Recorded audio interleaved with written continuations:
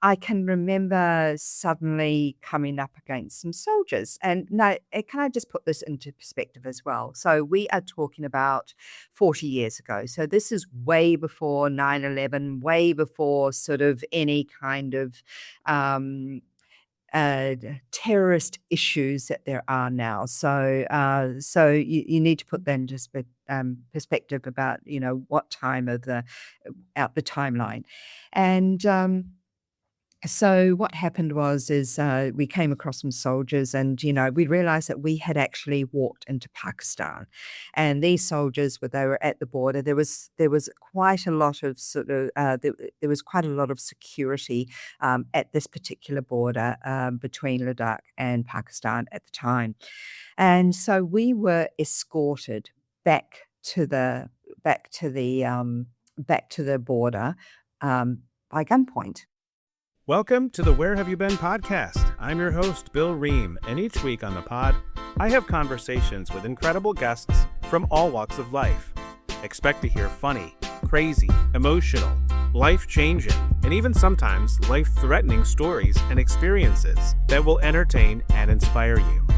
As always, I appreciate your likes, subscriptions, ratings, and reviews wherever you are listening. It doesn't sound like much, but it truly helps the pod get to the ears of more people who may enjoy it. And check out the website, whybpodcast.com, for links to the socials where you can find pictures from the guests and their stories, and also buy merch if you're so inclined. Now let's get to this week's episode. Thank you for being here. And welcome back into another episode of the Where Have You Been podcast. I am your host, as always, Bill Ream, and I'm very excited, as always. You get sick of hearing me say I'm excited, but I'm always excited to talk to somebody new. And today I have one of the most accomplished hikers that I've ever spoken with, but not just a hiker, a writer and an educator and so much more, but primarily hiker, right? We're going to stick with that. I have Belinda on the show today. And if you would be so kind, thank you for being here. And if you would introduce yourself to our listeners. Belinda, who are you? Hello, Bill, and thank you so much for having me on the show. So as Bill said, I'm a hiker. I actually spend probably about 7 to 8 months of the year hiking as many trails as I can, and the remainder of the year I spend house sitting. So I made a decision to leave the corporate life probably about 5 years ago, and I was I was deeply ensconced in work and business and staying in five-star hotels and traveling in the pointy part of the plane. When I looked at my life and I decided that I was craving the adventure that I had once had when I was in my early 20s. And not only that, but I needed to combine some form of exercise into my life as well. When you're a mother and my children are all grown now, but when you are working full time and you're in a business and that sort of thing, you really do your body can start to stagnate unless you keep it moving. And I had an epiphany one day, and I decided that I needed to get hiking, and I joined a group, and with a lot of the other people in the group were in their 70s or 80s, and they were so much fitter and healthier than me.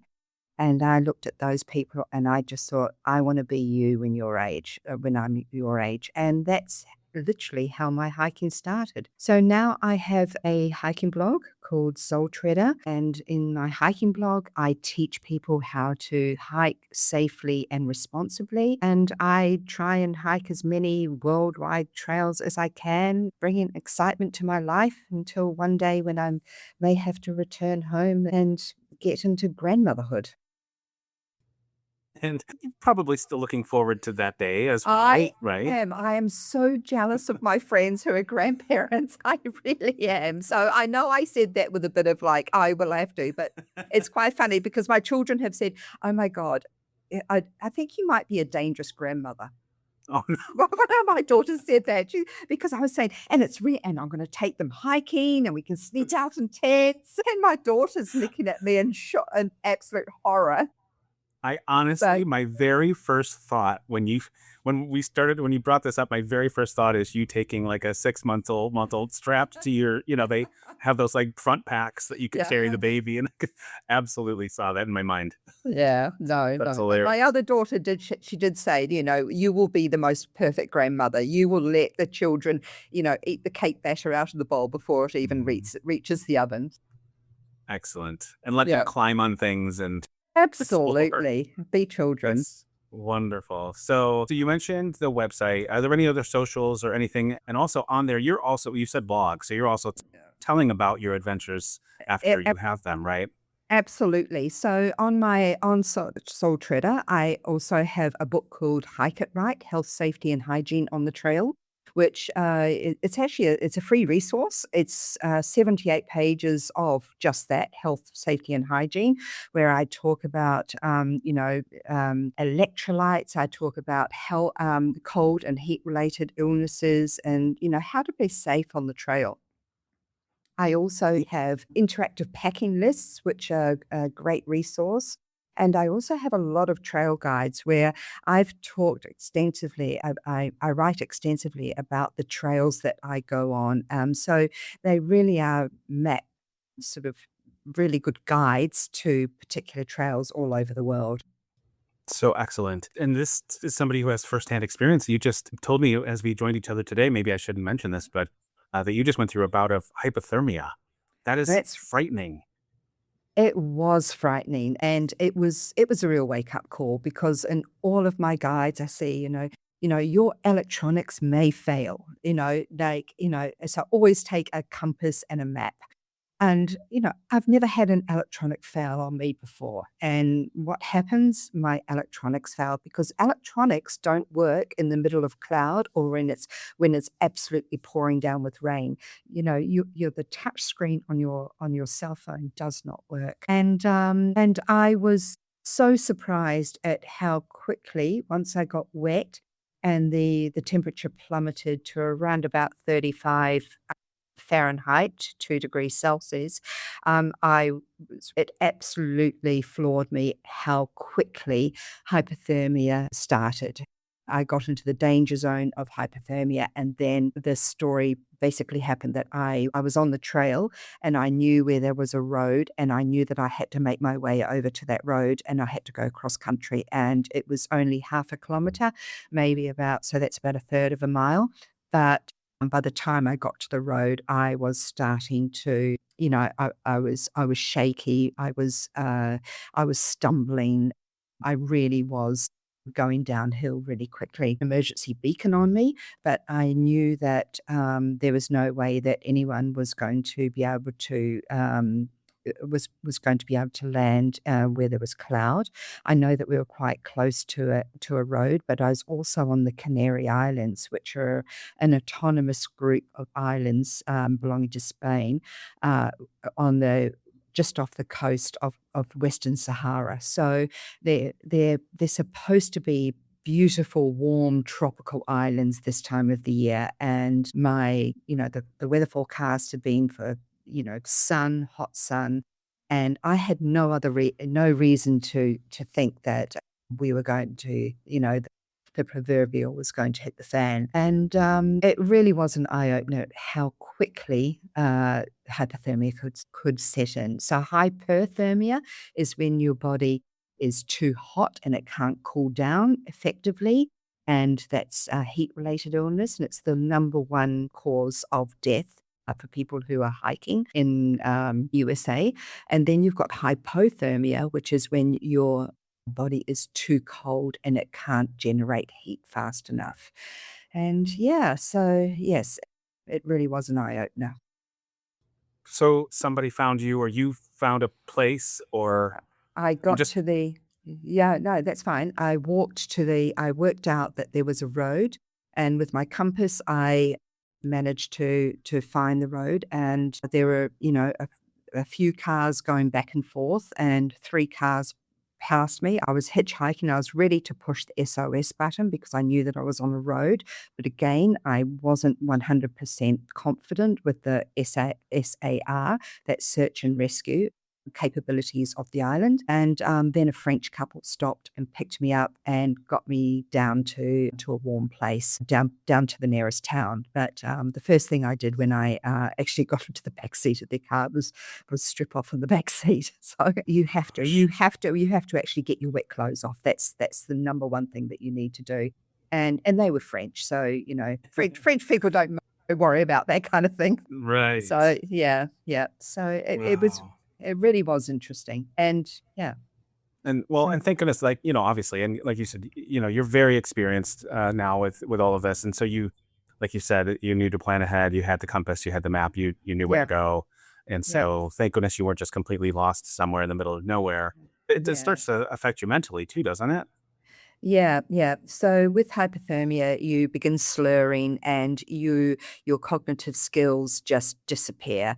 People can't your ability to conceptualize what you're supposed to be doing just goes by the wayside.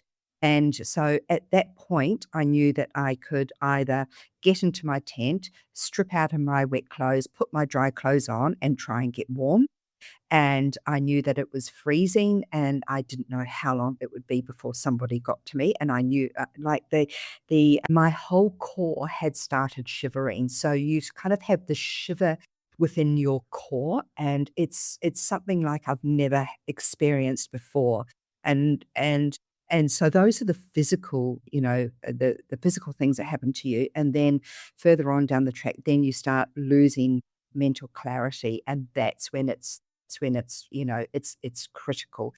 And I knew that I was in the danger zone, and I knew I had half a kilometer, a third of a mile to get to the road, and my other choice was to set up the tent, crawl inside the tent, and get rid of my wet clothes and put the dry clothes on and try and get as warm as I could. And I wasn't confident that I was going to be able to get out of this critical stage where I was. And so I made the decision that I would walk to the road. Now the problem is that when you're wet and cold, your body loses heat 4 times quicker than what it does when you're staying still when you're standing still. And so I was well aware of that, and I just knew that I kind of had this whole survival instinct kind of took hold of me. And it wasn't until I got into the back of this car that I just knew that I could just relax. I could finally, my body just went, okay, you're okay now. You're in a safe place. And it was as if my whole body, I could just feel it relax. And so, yes, and that was it. And so we went down to the town, and I got into a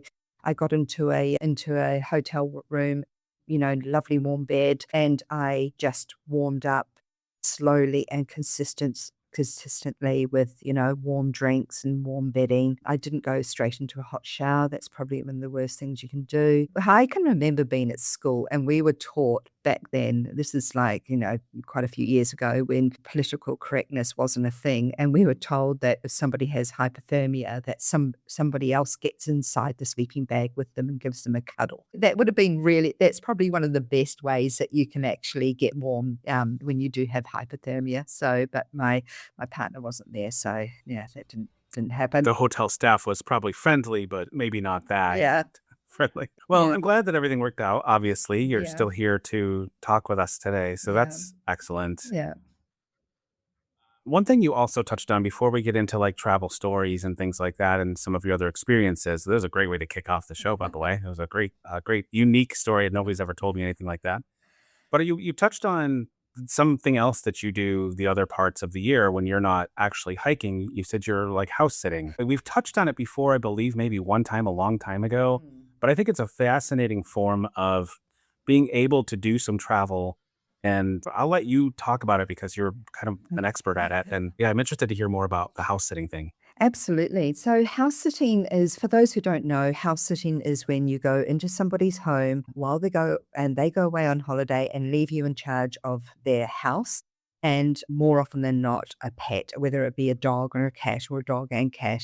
And and so forth. And the great thing about this is that you can use it as a fantastic travel tool.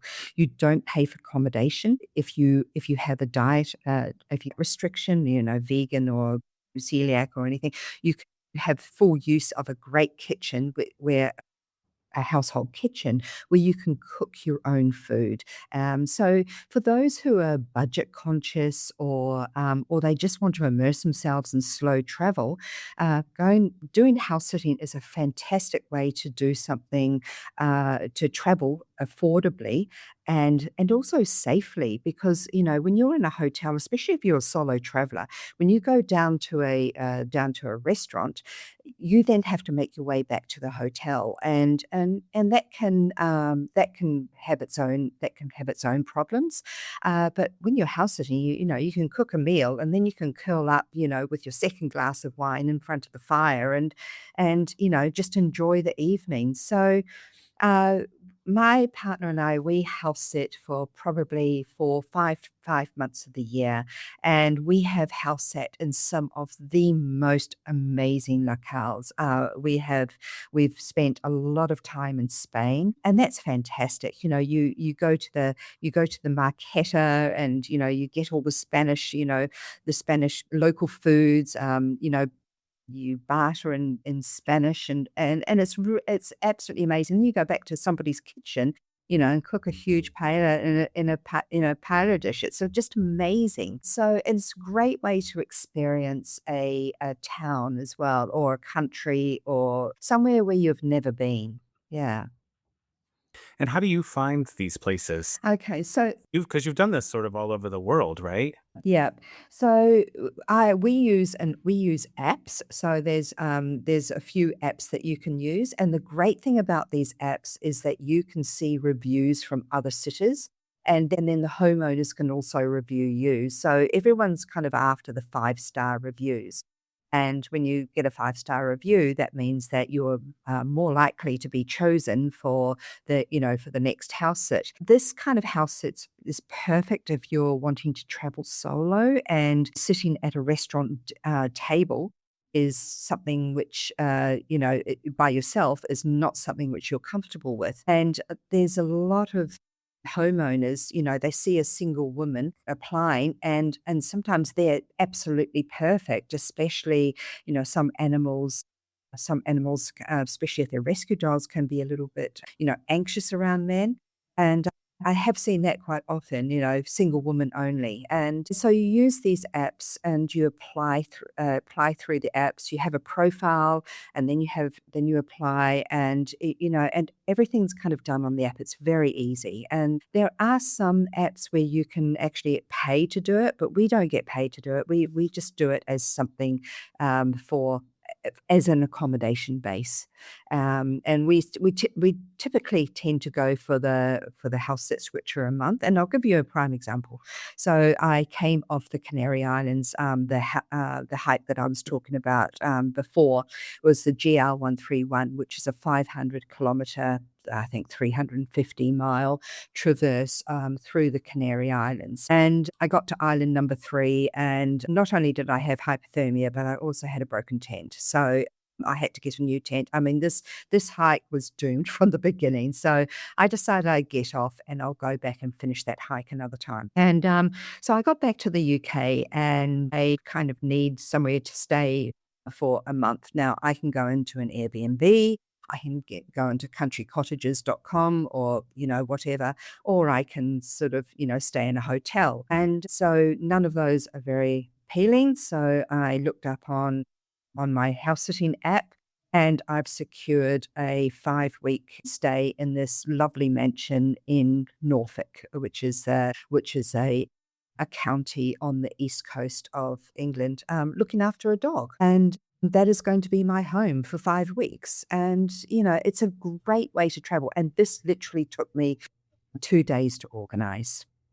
Yeah. That's so excellent. And now, if especially if it's a place you've never been to, Yeah. it gives you 5 weeks to just explore and kind of feel like a local. And I love it. I think it's And great. yeah, absolutely. And, you don't have to do 5 week sets. I mean, more often than not, there's people, say, in London or New York or wherever who are going away for the weekend and they need someone to come in for the weekend to look after the, Ginger the cat or, or the French bulldog or whatever.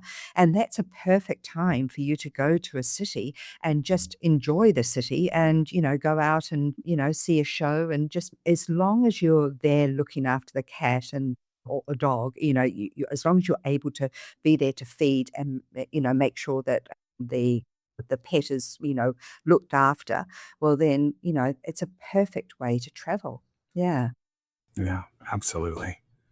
So I think that's all awesome. Sort of getting to, since we're speaking of travel as we do, how did travel become a thing for you in your life? Did it start when you were young or did it kind of creep up on you as you got older? Well, it did start when I was young. New Zealand's a very isolated country. I was born in New Zealand and it's very isolated. The thing about everybody does what's known as a big OE, overseas experience. Not everybody, but I would probably say at least half the population does it. And it's our way of exploring the world before we go back and, and live in Aotearoa, the land of the long white cloud, which is known as. And so New Zealand, even though it's a beautiful country, everybody wants to travel. Everybody's got this idea that they want to travel when they're young. And all of my friends were going over to Europe, and I said, right, no, I'm going to go to Asia. I'm going to go to Southeast Asia. So usually this happens, it's kind of like a gap year. People do it as a year between high school and university or after university before they get a job. It's very common with Australians and New Zealanders. And also, our governments have a lot of reciprocal visa agreements with certain countries all over the world. My children are taking full advantage of the reciprocal visa agreements with Australia and Canada at the moment, and they're all doing ski seasons over there. And if anybody does ski in Canada and they've been to Whistler, you'll notice that most of the staff have Australian accents, and that's why. So I decided to go to Southeast Asia when I was 20, I would have been 21. And then I came back and I traveled in Southeast Asia for about a year, came back, did university, and then I went back out again because I just needed more. That's awesome. So you've sort of touched on it already now, but there's so many places you haven't mentioned. This is the part of the show where I asked you to tell us, Belinda Coker, where have you been? I was actually in Thailand. I spent a lot of time in Thailand back then. It was way cheaper than it is now, and it was almost quite rural. And I was actually on the island of Koh Phangan. And if there's any travellers listening, Koh Phangan is famous for its full moon parties. Long before the island had resorts, as it does now, big shiny nice resorts, there were only two sort of beach huts on the island, one on one side of the island and one on the other side of the island, and the full moon parties. So the full moon party is it's kind of like a big rave and like a big, it's an open air party that the island of Koh Phangan has every full moon, and it's goes all night, has DJs, and And they probably still do lots. this today? They still do this today. Now it's a big thing, and now you actually have to buy tickets and all that sort of thing. But when I was on the island back and when I was, I think I was 21, um, I actually went to the second full moon party that this island had ever had, and I can remember someone saying to me, "Do you want to come to a full moon party?" And I said, "A what?" And but it really does show how a country and an island and a country, because Thailand, even though people think it's quite cheap now, is actually quite expensive compared to what it used to be. I mean, I used to be able to survive on $5 a day, and that was probably in accommodation and food. I ended up working in Ladakh during those early years, in a voluntary capacity. So I made my way to India, and somebody said, "Let's go to Ladakh." And I thought, "Oh, that sounds good. Where's that?" And somebody said, "Well, we need to hitch a ride there on the back of a truck." So there's a pass that goes from India, from Dharamsala in India, all the way up to Ladakh, and it is a 3-day, it's called the Chola Pass, and it's one of the most dangerous roads in the world, and I hitched a ride on the back of a truck, and I can just remember actually got a photo, if anyone wants to see the photo of me in the back of the truck on the Chola Pass, it's actually on the Soul Treader, on the About Me and the Soul Treader, on the Soul Treader website. And, it was a very, very interesting time. It really was. It was a fantastic part of India to see. I went to, Lake Dal in Srinagar, and I think, Bill, you've actually interviewed somebody who has been to Srinagar as well. There was a lady who had been to Srinagar, and that with all the houseboats, and that is actually that's a beautiful part of the world, and it's kind of sad that it's actually quite politically unstable now, and it has been for the last couple of decades. And yeah, so that was a great time of the world in the world to be traveling. It's very interesting because there were no cell phones, there was no internet. If you wanted to call anybody, you went to sort of like a telephone center, and you would either call your parents collect, or you would have to pay an enormous amount of money to make an overseas call. And I can remember, I had, needed to call my parents a couple of times just to sort of, touch base. But everyone communicated by letter writing. So, for example, say, and they used a service called Post Restant. So, say, Bill, you and we meet in Thailand. We meet on an island in Thailand, and I say, "Hey, I'm going to India." And you say, "Really? That sounds great. I might go too." And I say, "Well, yeah, look me up when you get there." So what you do is you travel to India and you send a letter and you say, "Hi, I'm Bill. Remember me? I met you on, Koh Samui or wherever. And I'm arriving. I bought my ticket to India and I'm arriving in Delhi on this date." And you just hope that I get the letter. And so, I'm in Delhi and I go to the post office and I wait in line at the post restaurant and I get all my letters, and there's notes from several people saying, "I'll be here then and I'll be doing this, and I've decided not to come to India. I'm going to go to Burma instead." And that was the way that we communicated. How crazy is that? But wasn't there something like some sort of a charm to that? Yeah. There's something lost Yeah. nowadays. Yeah, absolutely. It is in my time in Ladakh, we went on a hike and there were about 5 of us. I can remember there were 5 of us, and we went off and we were sort of staying in villages, and it was probably about a 3-day hike. And I can remember suddenly coming up against some soldiers. And now, can I just put this into perspective as well? So we are talking about 40 years ago. So this is way before 9/11, way before sort of any kind of um, uh, terrorist issues that there are now. So you need to put that into perspective about what time of the out the timeline, and so what happened is we came across some soldiers, and we realized that we had actually walked into Pakistan, and these soldiers they were at the border. There was quite a lot of there was quite a lot of security at this particular border between Ladakh and Pakistan at the time, and so we were escorted back to the back to the back to the border by gunpoint. And not only that, but we walked past one of the soldiers' houses, but one of their soldiers' villages, and a kind of like not really a village, but a kind of like a small hamlet.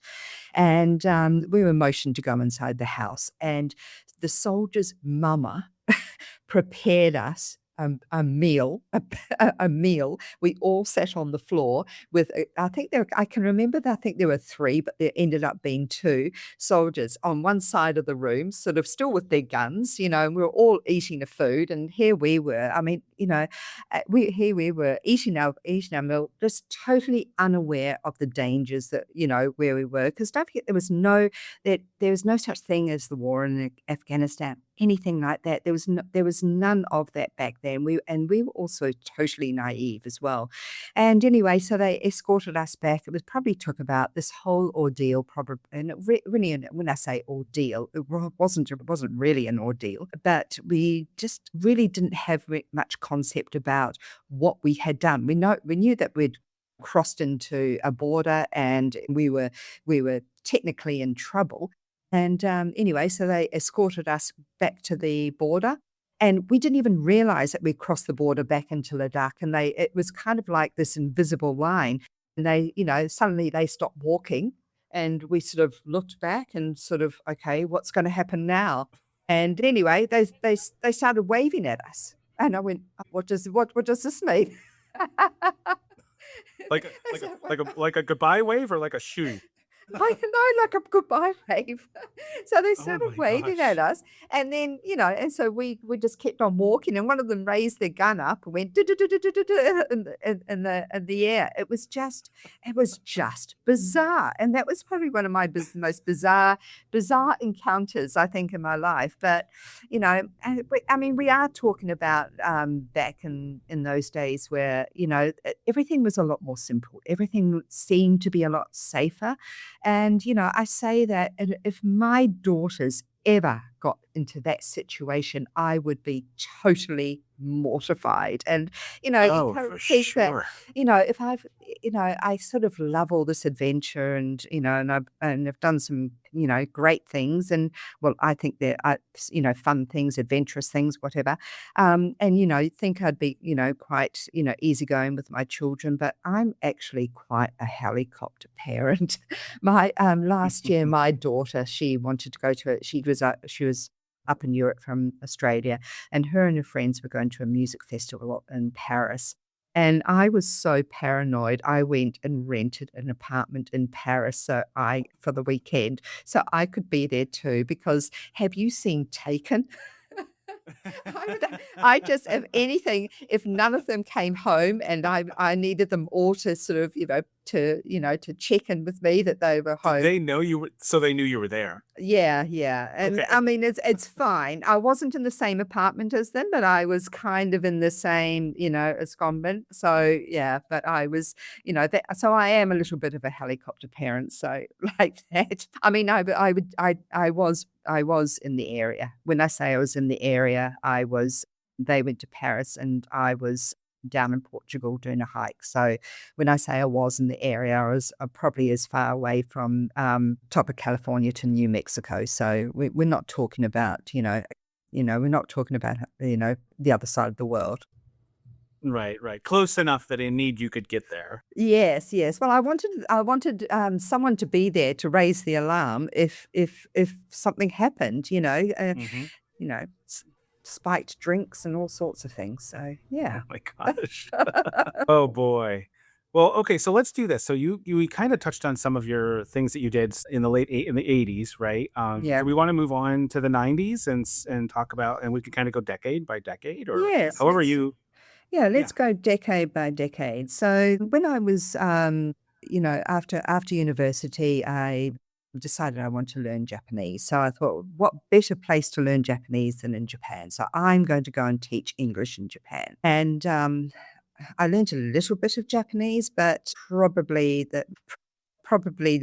had a lot more fun than actually learning Japanese. I could hold a conversation and I could understand it. But that was about it. But uh, it was a great couple of years, and I ended up living on the island of Hokkaido and skiing.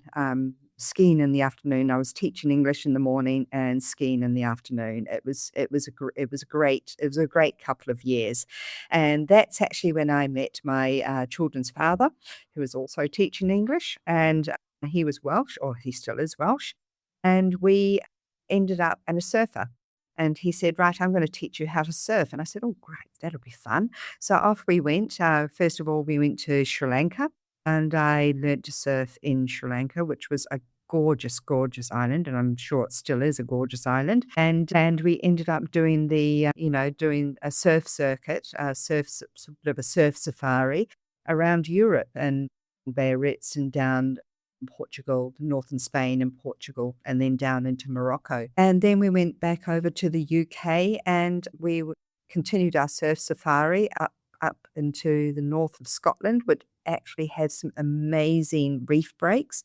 You kind of think that a reef break is going to be, tropical, but a reef break can also happen when you're talking about a rock shelf as well. So, and I ended up surfing at John O'Groats in a full wetsuit, hoodie, mittens, feet, and there was mittens and booties on my feet, and there was snow on the beach. So that was pretty crazy. And then also Ireland, and County Sligo in Ireland actually has a Billabong Surf Classic now. So that was great. And then we sort of decided that, well, okay, now's the time to be a little bit more sensible. So we went back to Australia to be sensible and buy a house and raise a family and have careers. And that's when the year 2000 started. Mm. I was going to say it was a short decade for travel for you. Yeah, it was. Well, yeah, it kind of was. But the one thing is that even when us children were small, we would always take them traveling with us. So I can remember taking my children to China. So part of my work involved spending time in China, especially with production. And I can remember at times we would take my husband and I would take our children to China, and we had no qualms about traveling with our children. And all of my children are such great travelers now. They're so independent and they travel savvy as well. I probably don't need to worry about them as much as I do. So even though I sort of say, well, and that's the end of that decade. Well, there were trips. There were, especially to some of the South Pacific islands and also Asia, because Asia's very close to Australia and so the South Pacific Islands. Mhm. Is Asia one of your favorite destinations, or just it was always sort of convenient? And I know you wanted to learn Japanese, everything, so Yeah. I imagine you very much enjoy it. But is it one of your favorites, or just sort of It convenient? it's more so convenient. So it's sort of very similar to Americans with Mexico and Central America. It's very convenient. It's easy to get to. The flights are cheap and there's a familiarity about it. So we kind of feel that same way with Asia. And I know Asia's a big thing, Asia's a big continent, but you're talking about mainly Southeast Asia. So the amount of Australians that go to Bali, for the holidays is just insane. I think more people sort of, probably not so much now, but it used to be that people would go to Bali. You could get flights to Bali so cheaply, $200 one way, and Bali sort of became known as almost like a little Australia. Yeah, I was gonna say during holiday, it's like a subset of Australia. Yeah, yeah, exactly. You run into your neighbor down Yeah, the road. yeah, yeah. Yeah, and then there's also New Zealand because I would have to travel back to New Zealand. Well, not have to, I say that. I would travel back to New Zealand to see family a lot, and New Zealand has become one of my favorite destinations for travel, even though it's my home country, because it is just so beautiful. Yeah. Now, do you still have a home base somewhere? Because you're pretty much away or on the move Yeah. almost the entire year, right? I kind of do, but I don't all of my belongings are in storage. So I do have a home base, but it's not down under. I do have a home base, but it's not my home. Sorry, it's not my home to live in. Sorry. Let me rephrase that. I do have a home base, but Uh-huh. I'm unable to live in it at the moment because somebody else is living in it. So Okay. yeah, yeah. So it's there for when I get back. And that's just, I have just decided at this point in life that I'm enjoying living in the Northern Hemisphere. And I've actually said to my children that, if I would rather, they come and see me for, 2 weeks, twice a year, where we can have some quality time together, as opposed to if I was to go back down to Australia and spend a month and they've got university, they've got part-time jobs, they've got friends, they've got, that they've got a life that happens outside of their mother. That when we're all together on holiday, it really is quality time. And we all agree that that's kind of like the best way to be at the moment. Yeah. Yeah, it's really great thinking, and I think it makes total sense. I think you're absolutely right that Yeah. life Yeah. life can life still happens when you're at home. So I Yeah. get that. Yeah. I get that. So you are truly living the nomadic life then. I am. How long this will last, I don't know. I have been doing it for a couple of years, and I'm already sort of thinking that, I'm almost at the point where I am missing a home. And we're kind of in a very good position where Australians and New Zealanders are able to stay in the UK for, 6 months at a time. And as long as we can sort of prove that we're not taking jobs from other people, that's sort of those 6 months kind of happen perpetually. So I think right now my heart is really looking at Scotland. I love Scotland. I love the Highlands. It's just got a raw beauty that I kind of don't feel you find in genteel England. And, it's got bagpipes, it's got men in kilts, it's got deer, it's got, really cool looking cows. Yeah. Scotland, come for the cows. That's no, that's awesome. So I think it's cool. I think it's really awesome what you're doing. I really Yeah. do. I don't know that I could do the same, but I don't. But I don't have to do the same. I Yeah. love the fact that you're kind of on the move and just doing what Yeah. you want to do. Yeah. But so. Oh, go ahead. No, I was just going to say, one of the reasons why I do this and why my partner and I have decided that we will take early retirement. We're probably about 7 years from getting our 401 equivalent or our superannuation from wherever you're from. Is we've decided that we want to live our golden years. We don't want to sort of retire when we're 67 or 70 and suddenly find that our bodies are too old to do anything.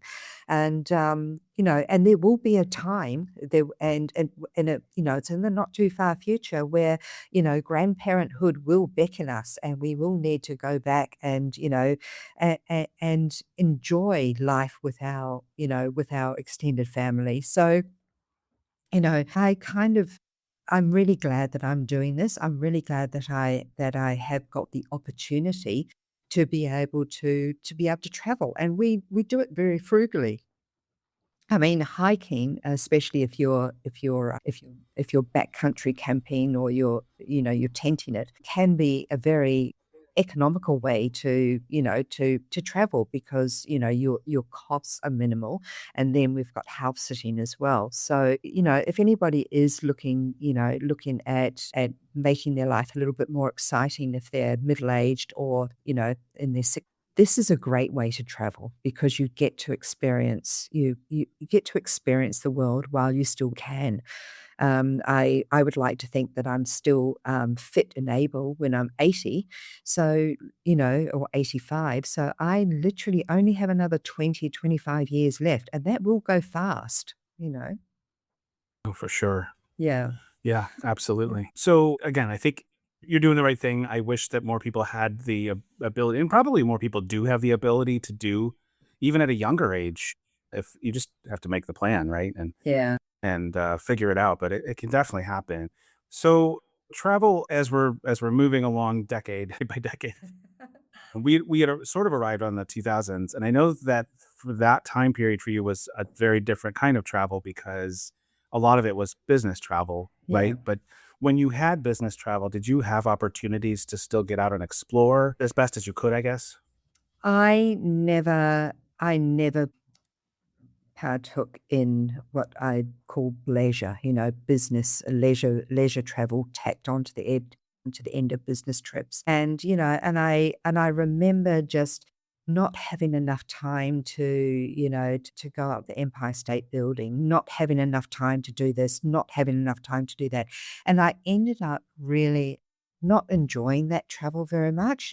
Yes, I can, if I'm doing a trade show in Paris, I can kind of walk spend a day and walk around Paris, but you're still on work time. You're still in work mode. And I found that I wasn't able to truly appreciate a culture until I actually stood back and didn't take on leisure travel, or leisure travel tacked on to the end of a business trip. Yeah, And I think, I feel like that would be for me. I think it would be very, very hard. I don't know if I want to say mentally, but I guess in a way, yeah, because when I go to a new city or a new town or a new country or whatever, I would want to see as much of it as I could. And I feel like it would just drive me mad yeah. to have to go into a place and then just leave, just as quickly. And I was doing a lot of, business travel, and I also had a young family, and my priority was spending time with my family. I didn't like to be away from my family that much. And so, I really kept solo travel or business travel to an absolute minimum. And being with my children was very, very important to me. If I was going to take any leisure travel, then I wanted it to be with my family, with my children. Yeah. Yeah, that makes sense. And Yeah. so did you get a fair amount of travel with the family during that time? I know you said Yeah. you did bring them on trips when they were young. Yeah. Um, we'd go up to Japan quite a lot. So Japan is one of the places where Australians go skiing. And I know that sounds crazy, but a lot of Australians do go to Australia do go to Japan for skiing. It's cheap, it's affordable, and it's great skiing. Japan has, I think, some of the driest snow outside of Utah, and I've heard really good things about it, not just from I've heard other people mention that's the snow there is just different as well. yeah, there's it's like somebody upstairs turns on snow taps, and it just pours down, and it just doesn't stop, and it's just insane. It is really insane, and it's soft, big, dry, fluffy snowflakes. They're probably the largest snowflakes I've ever seen in my life. And then, of course, we used to take them, go on surf trips over to the Pacific Islands and that sort of thing, and also do a lot of camping in Australia as well, because let's not forget, Australia has some of the most beautiful beaches in the world, and it really is a beautiful place and a great place to travel. So yeah, Did the kids learn skiing and surfing at young ages? yeah, yeah. Yeah, that's cool. Yes, and my son he's now in his second term in Whistler. So for some reason, we've taught him something to enjoy this time in his life, and hopefully he will come back and make use of his degree soon. Fingers crossed. Excellent. Excellent. Have you gone to visit him? Yes, yeah, I Yeah. have. So, okay, so that part of your life happened with the kids being young, and then things kind of took a turn a little bit as they got older. And is that kind of when you turned back to the hiking and got back into this relatively recently? Absolutely. So, I it was kind of like when midlife happened, and with lots of business and looking after children and wearing mum hats, wearing business hats. I hadn't actually worn a Belinda hat for a long time.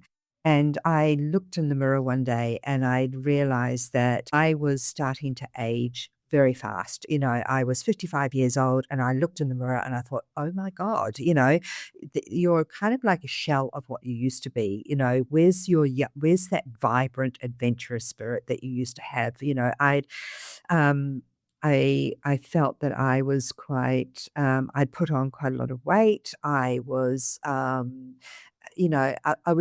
doing everything for everybody else, and not myself. And my children were at an age where they were in their very last years of high school. So they still needed me, but at the same time, I wasn't a priority anymore. And so I decided, right, okay, I'm going to fix this. And so one day I decided to go out hiking. And a friend of mine said, well, okay, well, I'm going hiking this weekend, come with us. And, you join up with this meetup group. And I went, oh, well, that sounds great. So I went along on this hike, and these people were in the rest of the group were in their 70s and 80s. And my friend and my friend was a little bit older than me. She was probably a decade older than I. And I just remember thinking, oh my God, these people are healthy and they're fit and they're vibrant and they are just glowing. And it was a short hike. It was probably about 17 kilometers, 12 miles. It wasn't big, but there was a very sharp descent and then an ascent back up the other side of this valley. And I can remember just being the last in the group, and I was struggling to finish that hike. But the one thing that it did do is it just made me realize how much I had missed hiking. I had missed the outdoors. I just felt alive. It was in a rainforest, so the back of southeast Queensland, and it's just this vibrant green, and almost like something out of Avatar. I mean, that's the kind of rainforest that I'm talking about.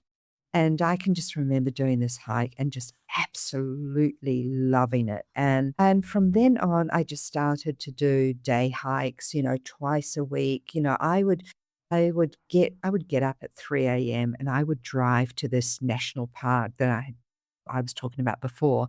And I would, so I'd get up there about maybe 4:30, and I would do sunrise hikes. And I just took this by the reins. And not only that, but I started to really take it quite seriously. And I did a wilderness first aid certificate. I studied as much as I could on health and safety and on the trail, and it became very, very important to me.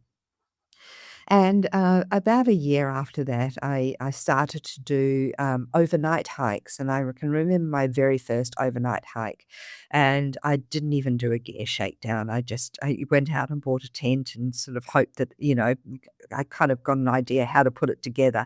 And I can remember sitting up at the very first campsite on this overnight hike, and I'd gone all the way down to Victoria, and I was hiking the Great Ocean Walk, which is a gorgeous, probably about 70-mile hike, 120-kilometer hike, along the south coast of Victoria. And, I can remember, setting up my tent and, making my food and all that sort of thing, and sitting down and feeling so excited, like a girl in a first day of school. That's how exciting it all was. And, from then on, I just decided, right, I'm going to do more of these overnight hikes. It really was something, I just embraced it. I embraced it probably more than I have ever embraced something before. And I just really enjoyed it. And my kids had almost finished high school by the time I had done this, and they were entering university. And so they were fairly self sufficient at home. So if I went off for, I don't know, a 2-week hike, it didn't matter. They'd always been fairly self-sufficient anyway. I'd always made sure that, even if, that they knew how to make their own breakfast from quite an early age. And not because I wasn't there to make them breakfast, but I was always teaching them to be, this is how this is how you cook dinner. Who wants to learn how to cook dinner tonight? Who wants to, because I love cooking, and my daughter especially is an accomplished cook, and she said to me the other day, I wouldn't have been like this if it hadn't been for you. And I just enjoy making sure that children are actually able to do things on their own. So I was quite happy to sort of, leave the kids when they started university, because I knew that they were in a safe place and that they were able to look after themselves. There were a couple of times when I arrived home early before they had a chance to clean up after a party. And so there were a couple of times when I was just like, no, this does not happen. So, yeah. Hmm.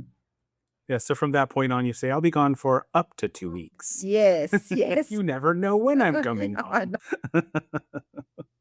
Do you remember, I'm sure you do. Do you remember the first trip that you decided to take, away and maybe even outside of the country for your hiking excursion? And Okay, and so and what made you decide to do that? Where did you go? my first overseas hike was actually in America. It was the Tahoe Rim Trail. Yeah. Wow. So, yes, yes. Had So that for been like a bucket list, or just yeah, something you yeah. came No, upon, well, or? I kind of came across it. I'd been wanting to hike in America for so long, and I knew that something like the PCT was just way out of my range at the moment, only because I still had family commitments. And so when I actually started hiking was during the pandemic. So I was limited to Australia, and I think I did as many Australian hikes as I could. And one of my favorite hikes, can I just go back on this one, is the Oh, of course. Larapinta Trail through Australia's Red Centre. So if anyone wants to know what the Red Centre is, it's not the hot part of it. Well, it is actually the hot part of Australia, but the Red Centre is in the middle of Australia where the dirt is red, and there's an iconic rock called Uluru.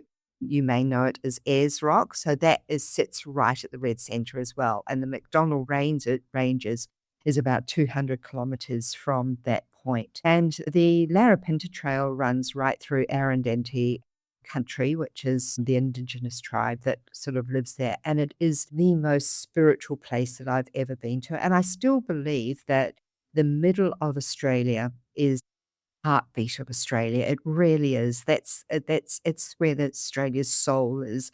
And Melbourne and Sydney and Brisbane are just like the pretty bits around the outside, like a necklace. But that was a hike that, really quite impressed me profoundly. It really was.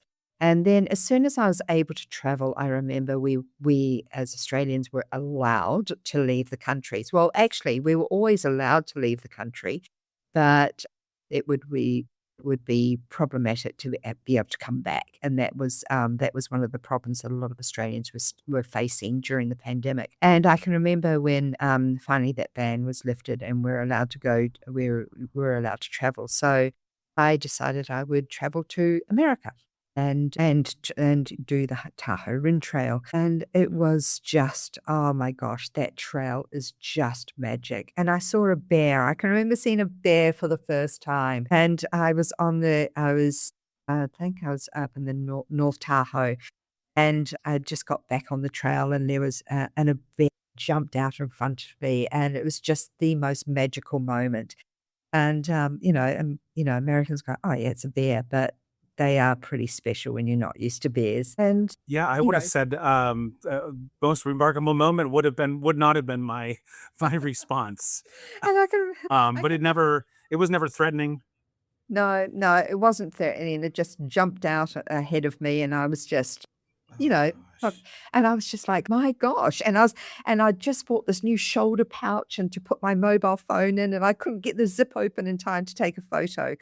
And the trail goes on the whole west coast of Lake Tahoe, which is part of the Tahoe Rim Trail, is where it joins up with the PCT. And I just absolutely loved being on that part of the trail where the Pacific Crest Trail hikers come through. And I think they're on about mile 1,000 by the time they reach Lake Tahoe, so they're moving pretty fast. And I just loved it. And I would stop them all and I say, "Where's your favorite place?" And I just wanted to talk to them all, and but yeah, it was just fantastic. It really was. Yeah, yeah. And that kind of thing, I imagine, has to be a little bit inspiring too for you to keep doing this and do more, right? Yeah, yeah, absolutely. So, since then, I've hiked in many places all over the world. I've done quite a number of hikes in Canada. I've also started to hike extensively through Europe. It's and based in the Northern Hemisphere. There's so many beautiful hikes here. I think when we first got in contact, I was hiking the Lycian Way, which is runs along the south coast of Turkey, and that is a magnificent trail where some of the ruins there, they date back to, several hundred years before Christ. And so, or BC, it really was, that was a very, very special hike as well. So, yeah.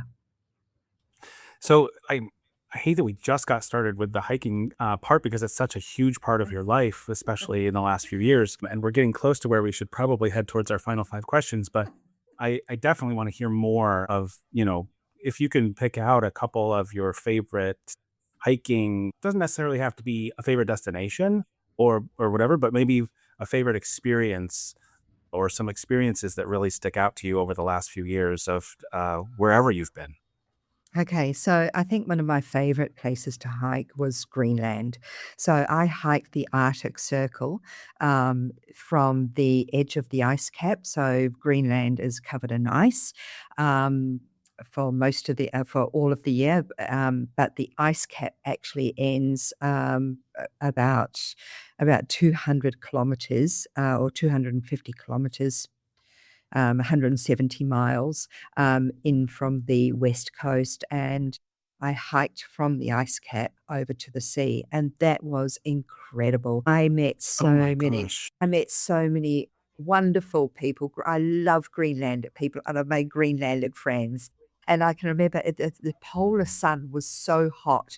It was around in the is 80 Fahrenheit, 30 Celsius. That's what it measured at on the barometer, on the thermometer, I should say, not the barometer. But on the with the polar sun, with the hot polar sun and the air clarity, it actually felt like about 40, which I think is around about 105. I'm not very good with my Fahrenheit calculations, and and I can remember 6 days and 6 days of this, and I actually got quite burnt, and um, and then on the very last section, so the trail runs through an Inuit hunting ground, and so there are government huts, sort of placed strategically so that the hunters, because all Inuit or a lot of Inuit do that, they hunt. They're allowed, that's a quota of so many of this and that throughout the year, and they there was one hut that I stopped at, and and it was a little red wooden hut stuck on a rock foundation and held down by huge metal cables, steel cables. And I suddenly woke up, and the little hut was going side to side like a clock pendulum, and I was like, "Oh my god, what's happening?" Oh And my gosh. a storm had come in, and then so suddenly a storm comes in, right? And I wake up and I look out the window because they had tiny windows. These were very rudimentary huts. Like they have a stove, and they've got a platform with a couple of mattresses. Some of them have mattresses, some of them don't, which can sleep, 3 to 4 people, sandwiched up together. Anyway, so and so I wake up and it's snow, and I'm like, "Oh my god." And not only that, but the temperature has absolutely plummeted. Now I took about 2 or 3 extra days of food just in case. And so I knew that I could sort of stay there and keep eating, and I sort of checked the weather on my Garmin, and I could tell that this storm was going to pass. But so I spent all day in the bunk. There was probably one English book in the whole in the hut. There was a couple of Danish books and whatnot. So I actually got pretty bored because I didn't want to use up my phone. And then towards the end of the night, it was still snowing, and there was no way that I was going to make it over that pass by myself. And I just thought, no, I'm not going to do that. But I'll wait. I knew that somebody else would probably come through. About 2,000 people hike this trail. And suddenly the door flies open and snow comes in, and in walks two Greenlandic ladies. And oh my gosh, they took off their hats, took off all their coats, and produced a bottle of the Jägermeister.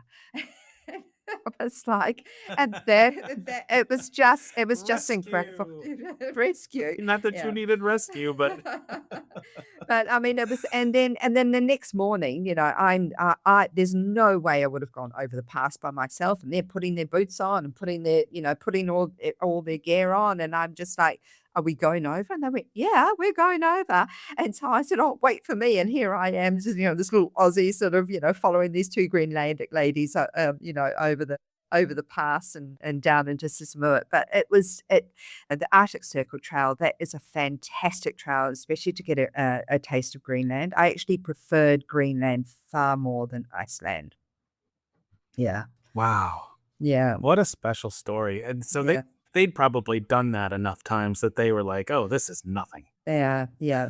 The locals, especially the Indigenous people, not only the Indigenous people, but the local Greenlandic people, whether Inuit or not, they know the land so well. I have a friend who's I made a friend who's technically my age. She finishes work and she just gets on her AV, her, four-wheel drive motorcycle, whatever they're called, with a gun and goes out and gets a rabbit for dinner. It is just, I mean, I had seal meat. I was given on the trail, I was given seal meat. I was also given whale meat because narwhals are actually allowed to be culled by Inuit people, but there's a strict quota and they have to kill them in a way. Like they can't just run up to a whale with a gun and start shooting. They actually have to kill them humanely and by using traditional methods. But it's seal meat's interesting.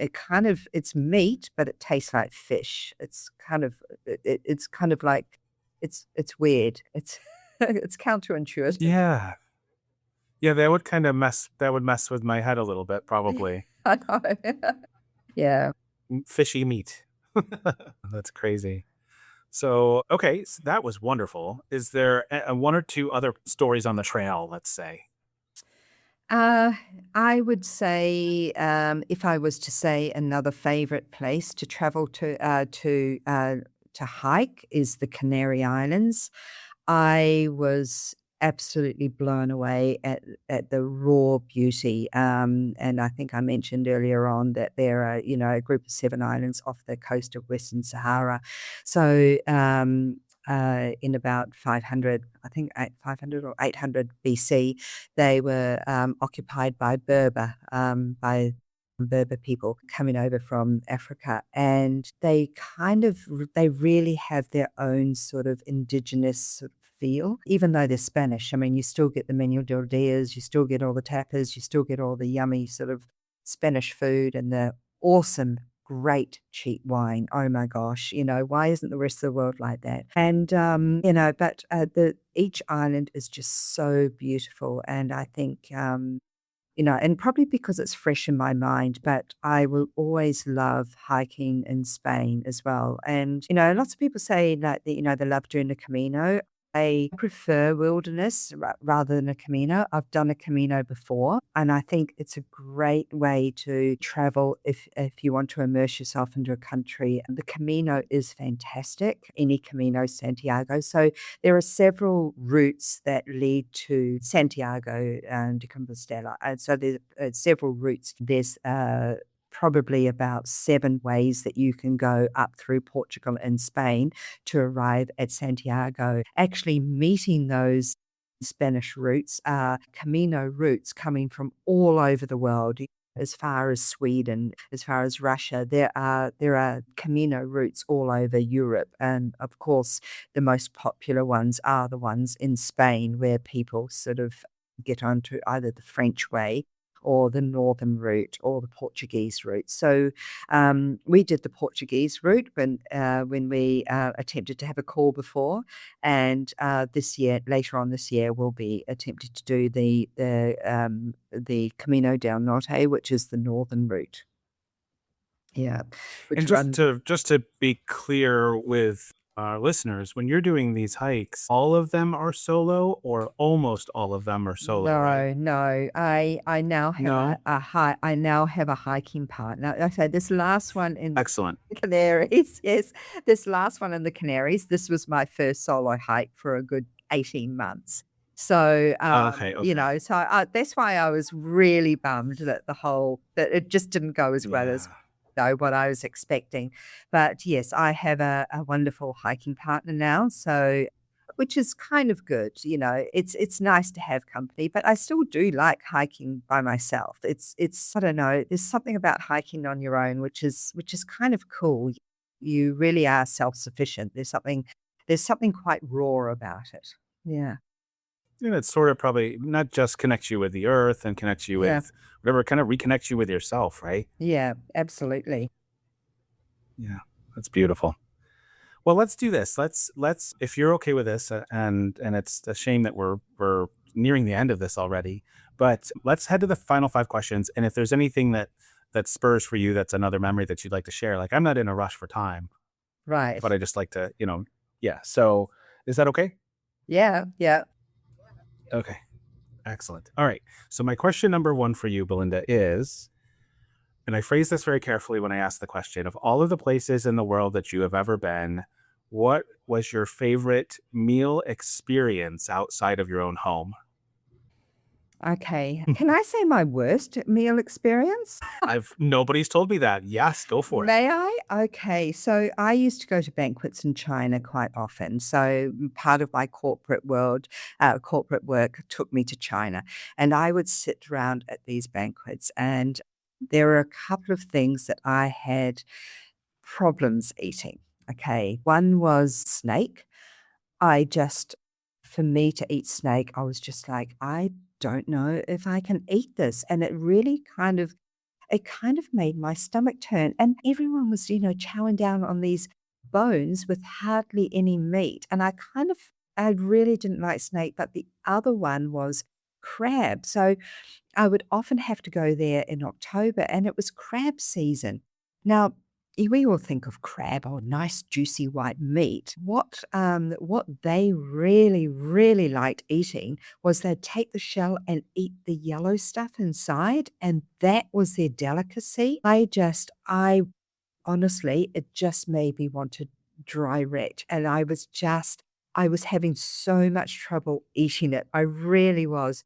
And they said, "Oh, you finished that. Here, have another one." And I think I also ate Eeyore as well. I ate a donkey. I ate donkey, but, Oh my gosh. I'm pretty good at eating all sorts of things, but, I'll tell you what, the Chinese banquet is actually quite interesting because when you're the guest at a Chinese banquet, the first thing you need to do is you need to toast the host, and you kind of do this 3 times. So, etiquette basically says that you take the first step. And so say you're hosting the party. Bill, you're hosting the dinner. So we're all around a round table and the person who's hosting the meal, the bigwig, he's on my right-hand side.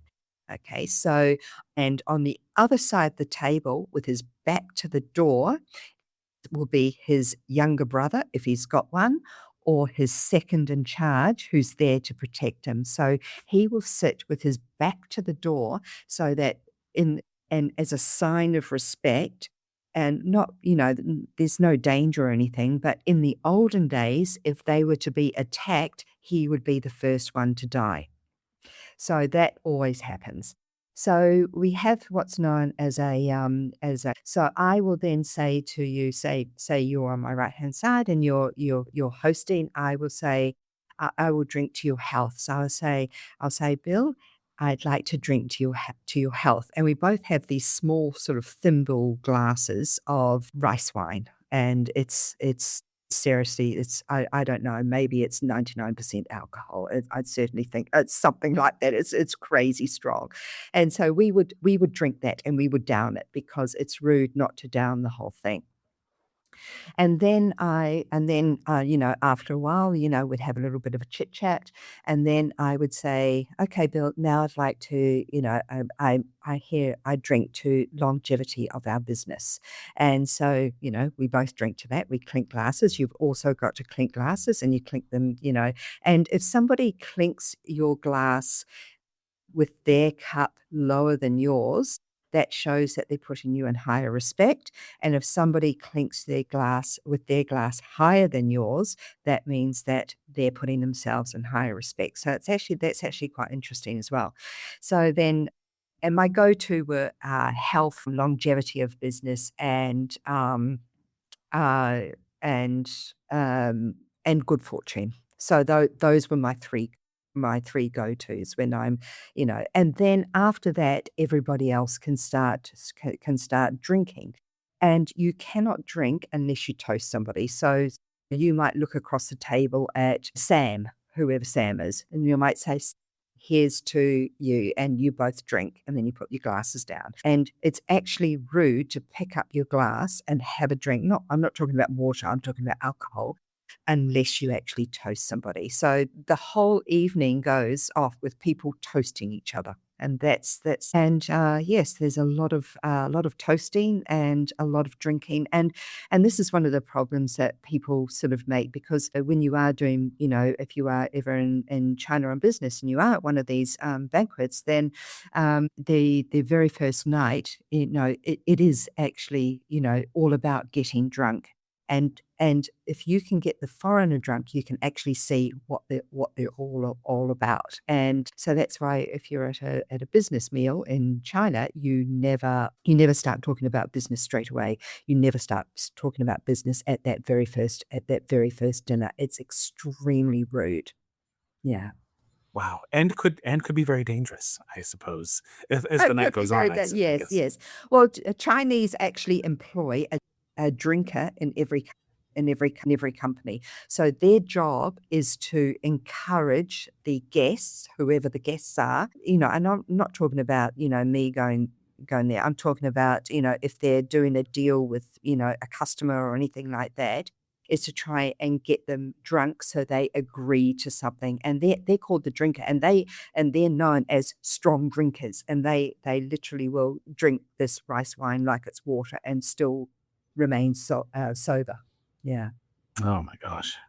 That is crazy. I've I never heard know. that before. I knew that there were certain customs and that there was a lot of things that are considered rude and that you really have to follow and Yeah, know what those customs are, but I did not yeah. know the professional drinker and all of that stuff. That's new to me. Do you have a favorite meal that you've had somewhere that jumps to your mind, or should we leave it at that? Probably leave it at that, because I love food, and I can just I don't think I can pinpoint one meal. I really don't. I don't think I can No, pinpoint that's one that's meal. fair. Very fair. Okay. So, well, let me ask you this then. What's one of your favorite foods when you get a chance to eat it? Seafood Okay. and But fresh. not necessarily meat that tastes like fish. No, probably seafood, and I suppose you can ask me where I'm going to go next, and it is a seafood place, so we can talk about that Okay. to some stage. Excellent. Okay. So, one of my favorite questions is question 2, and some people don't have an answer, and that's fair. But of all the places in the world that you have been, even if I offered you a free trip, Belinda, here you go, have fun, you would say, no, thank you. I don't want to go back there. Yep. Venezuela. I had an incident happen to me there, which I can tell you about, and it just put a bit of a bad taste in my mouth. So Yeah. Please I share. had been there for work, and I was visiting the distributor, and the distributor. And let's put this into perspective. This is back in 2009, so we're talking about a year where political instability was just on the rise, and it was getting worse and worse at the time. And by 2009, it was considered to be, it wasn't overly dangerous, but it wasn't it it wasn't as dangerous as it became in later years, but it was still there were still issues. Anyway, so, and I was met with the distributor, and he said, we're getting out of here. There's kidnaps all the time. It's starting to get a little bit dangerous. We're going to move to Panama." And so we did all the negotiation of that. Yeah, yeah, that's fine. Okay, moving to Panama. I got to the airport the next morning, and I had a really early flight, and I checked my bag in, and to check your bag, and they open up your suitcase, have a look inside, and then they zip your suitcase back up and put a blue zip tie around the two zips. And I, took my suitcase to the check-in, got it weighed, got my boarding pass, happy days. So I went down and sat down and I'd, just got myself a drink and, opened up my laptop and all of a sudden I saw a shop soldier in front of me saying, asking me to come with him. And I thought, oh, okay. Oh, okay. Yes. And I packed up everything. And oh gosh, I hope everything's all right. So we go down a corridor, through a door, down a corridor, down some steps, round a corridor, round a corner. It was a rabbit warren, and there's no way I would have been able to find my way back. And I come out to this kind of big warehouse, and there was this big long table. And there were all these sort of soldiers, with their guns, sort of, standing round, sort of chewing gum and, sort of, looking bored. But right on the table was my suitcase with the blue zip tie gone. And I thought, okay, how much money do I have to get myself out of here? I kind of knew that, if something had planted drugs in my bag, it wasn't going to be a prison thing, it was a money thing, it was an extortion thing. I kind of knew that it would be something like that. And so my first thought was I wasn't overly for some reason, I wasn't overly concerned. I was like, how much money am I going to need to get out of this? And possibly who do I call as well? Anyway, so he looked at me and he said, "Is this your case?" And I went, "Yeah, it's my case." And he sort of opened up the case, big fanfare. And I really was expecting to see packets of white powder on the top of my suitcase. There was nothing. And I went, "Okay." And he proceeded to take absolutely everything out of my suitcase and looked at everything in great detail, and I was just like, "Okay, this is fine. This is taking a long time," and he finally got to the bottom of the suitcase, and he started to unzip the lining, and I thought, "Really? Have they gone to all that trouble to hide it in the lining of my suitcase?" Anyway, so, and, I think everybody was like standing over the suitcase, like waiting to see what would happen. Opened up the lining, there was nothing. And I went, "Oh, okay, well, what's this all about then?" And he picked up, and I'd taken a pen from the hotel. How some people take shampoos and conditioners, for some reason I'd taken the pen.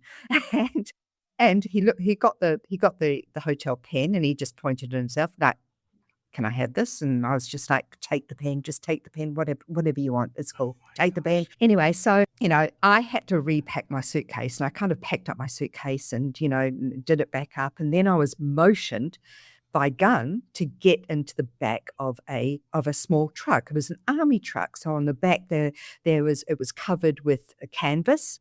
And there was the middle panel was rolled up, and so the two steps onto the back of the truck. And then once I got inside, it was sort of all dark, and apart from the middle panel at the back, which was rolled up, and there was two benches, one on either side. And the soldier with the gun sort of put me on one side, and he sat on the other side with his gun pointed to me. And that's when I started to get really scared. I thought, okay, now it's kidnapping. Shit. Oh my God. Oh my God. And I was just like, okay, who do I call? Am I allowed to make a phone call? What's going to happen? And I suddenly thought, I've got small children. And I started to get really, really scared. And I was like, oh, what happens? How does this work? Like, I can't imagine that they're going to do any harm to me. I just can't imagine that this is going to happen. I was, yeah, but obviously there's going to be money involved. Anyway, so we drive over to the other side of the airport, and the warehouse with the table gets smaller and smaller and smaller because I can see it out the back, and I'm just like, "Oh my God, where are they taking me?" And we end up in this big airport hangar. And anyway, so he motions me to get out, and go through a door, down a corridor, up some stairs, round and round, another rabbit warren kind of thing. And I thought, "Oh my God, where are they taking me?" And we come to this big door, and it has a big padlock. And I'm just like, and I just thought, "Is this where they're gonna keep me? Oh my God, I'm never gonna be able to get out of here." Anyway, so he opens up the door and motions for me to go through, and on the other side of the door was the airport concourse and my gate and last boarding. And I just went, "Oh God, I have never been so scared in my life." And you're not gonna believe this, that my suitcase actually made it onto the flight as well. Oh my gosh. Yeah, yeah. So they knew that you were cutting it close to catch your next flight, but couldn't communicate that to you somehow? I don't know. I don't know. I had no idea what was going on. I didn't speak Spanish, and it was because so many people were getting kidnapped, and there was a lot of extortion happening. Just have been spending the time with the distributor the day before, who was telling me all these things that were happening, and it really did give me a little bit of a little bit of a scare. I was pretty scared. Yeah. Mind you, Yeah. they were all playing with my passport, and I think they could have basically had a look at my passport, which is New Zealand, and like, is this even a country? Like, Jose, what's this? What's New Zealand? Oh, I don't know. So, I mean, that could have happened as well. I don't know. Oh my god. Yeah, That's yeah. incredible. That's incredible. Wow. Well, so geez, near death in Venezuela, near death in the islands there. Oh my gosh. Any other near death that you have that you want to share? Not really. Everything's a bit more boring. Well, okay. That's incredible. Okay, I don't even know how to move on to the next question. All right. Okay, well, so we'll flip. I understand completely why you're not going back. I get it. So question 3 is flipping that on its head. So of all the places in the world that you have been, if you could only pick one or two, these are your last one or two trips you can take. Where do you have to go back to? Argentina, Chile, Ecuador, and Peru. Sorry, there's 4. So can I just say South America? Absolutely South Yeah. America. I love South America. I absolutely love South America. And, I have got some hikes I really want to do both. Well, there's probably about 10, 12, 15 hikes that I really want to do in South America. Yeah, South America. I just love it. I love the whole continent. Yeah. The little bit that I've been of South America, I agree wholeheartedly. I will go back to South Yeah. America again. Absolutely. Yeah. Yeah. Where have you been? Um, in South America, I've only been to Colombia and Peru. Right. Yeah. They're So they're both lovely countries. I just adore them. Yeah. yeah, me too. Okay, so and this is probably going to be difficult. Maybe it won't be. I don't know. So number 4 is of all the places in the world that you have never yet been. If again you only had one or two trips left that you could take, where are those one or two places that you absolutely must get to? Okay, so the first one would be all the stands, like Uzbekistan, Kyrgyzstan, all the stands. I really, really want to go there. And yes, when I'm hoping I can get there next year. Our travel for this year it's already been sort of diarised, so I probably won't get a chance this year. So all the stands. I would like to do the Silk Road. I would just like to travel around, not necessarily hike. I would like to see if I can hire a car and just travel through those lands. I think that would be amazing. The other one is Jordan. I'd really like to do the Jordan Trail, which is a 500-kilometer trail. I don't know why all these trails are 500 kilometers, 350 miles. They all seem to be that. But the Jordan Trail is another trail that I would absolutely love to do. So, yeah, Jordan, and the stands. Excellent. And that's the first time anyone has said Jordan for sure. I'm not sure about any of the stands, but Mm. Jordan for sure. So excellent. Okay. So the final question is easy. You already know, and you've partially, well, not really answered. I guess, where are you going? So what's already planned? Oh, okay. No, I haven't answered this one. So in April, we are going to do 3 hikes in Greece.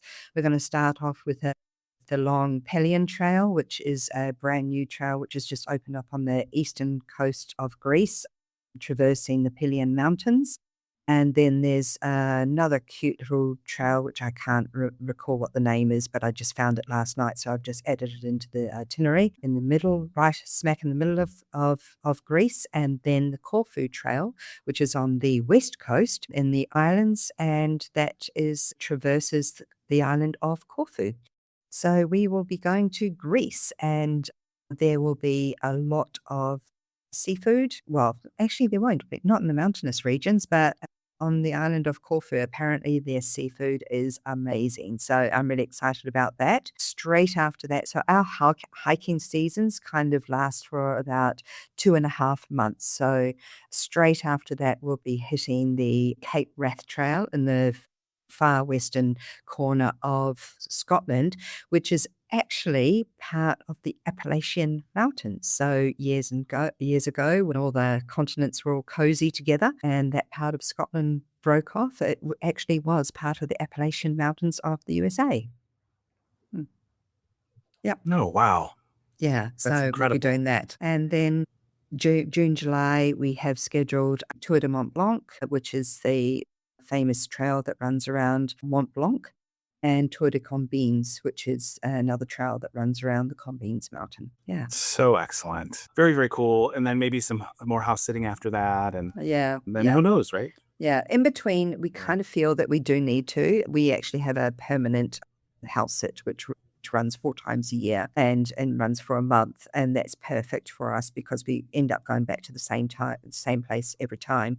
But we need to recharge our batteries because, we can't sort of hike, 365 days of the year because I'm probably be behind with about 12 guides.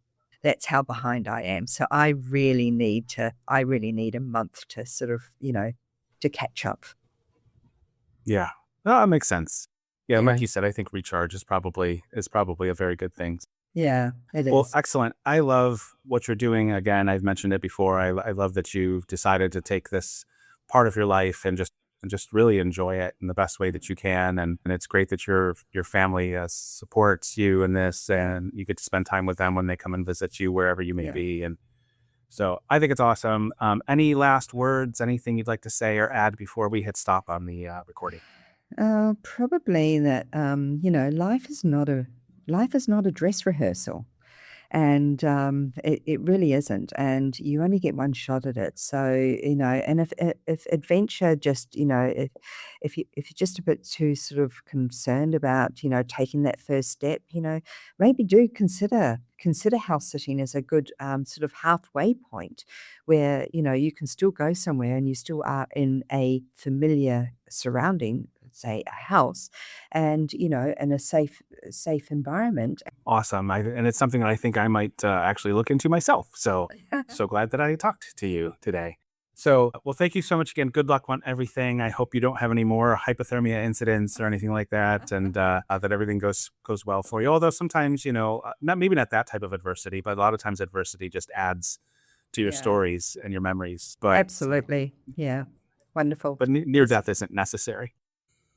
No, definitely not. Thank you so much for having me on the show, Bill. Really appreciate it. Thank you, Belinda, and have a great day. Thank you. And there's another episode of the Where Have You Been podcast in the books. Thank you so much for listening today. It was another great guest with some great stories, as always. And I hope that you will support all of the guests by checking out the show notes and going to their web pages, seeing any socials and projects that they may have going on. And please, again, I'll ask as always to like, subscribe, rate, and review the podcast. It really does help to allow the podcast to grow and reach more people, and I appreciate you for doing that. Also, if you haven't done so, check out the website, whydpodcast.com, where you can find blog posts. If you'd like to be a guest, please register to be a guest on the site, and check out the merch page. There's some really cool stuff if you're interested in representing the pod, along with some other cool travel items and apparel that I'm working on every day as well. Join me again next week for another great guest with more incredible stories. New episodes drop every Sunday just after midnight Eastern Time. Until then, thank you for being here, and have a great day.